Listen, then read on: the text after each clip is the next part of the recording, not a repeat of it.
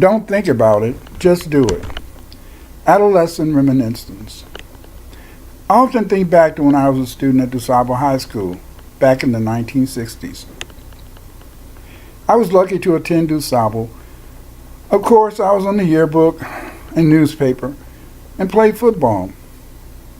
But my most memorable experience at DuSable was when I was a senior and took a survey of the students who had Native American ancestry. I did this survey because my mother taught us that we were part Choctaw, and I wanted to find out if other people belonged to an Indian nation. Surprisingly, about 50% of the seniors said they had Indian ancestry. My girlfriend at the time, Susan Thomas, who is my wife today, also had indigenous ancestry. Her grandfather on her father's side was Cherokee, and her grandmother was Blackfeet.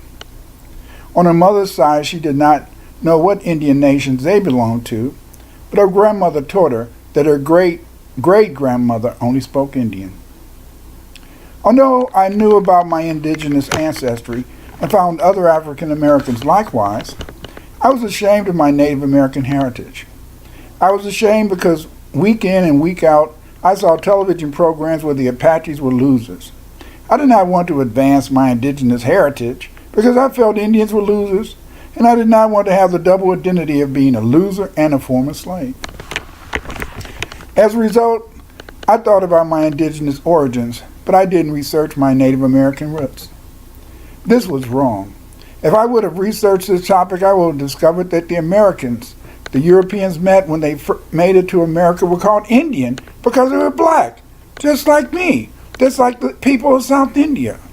Once I researched the history of the black Native Americans, I learned that the Paleo-Americans were blacks.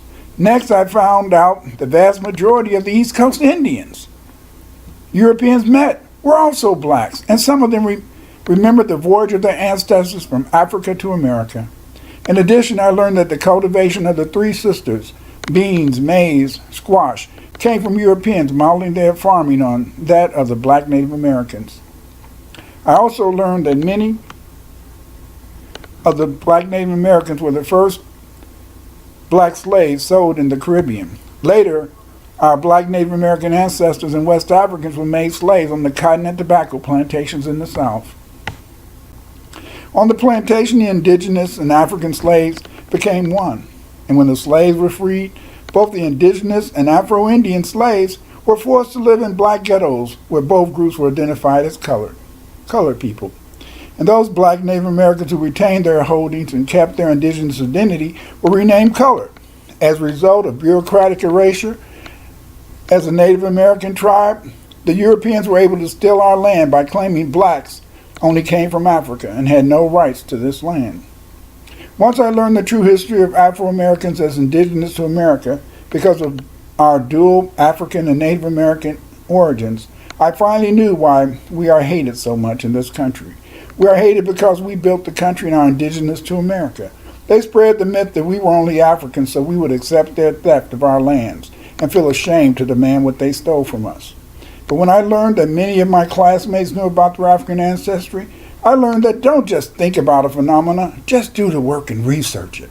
If I had done the homework then, I would have been able to know the true origins of myself and other Afro-Americans. This led to my book, We Are Not Just Africans. So I say, don't think about it, just do it.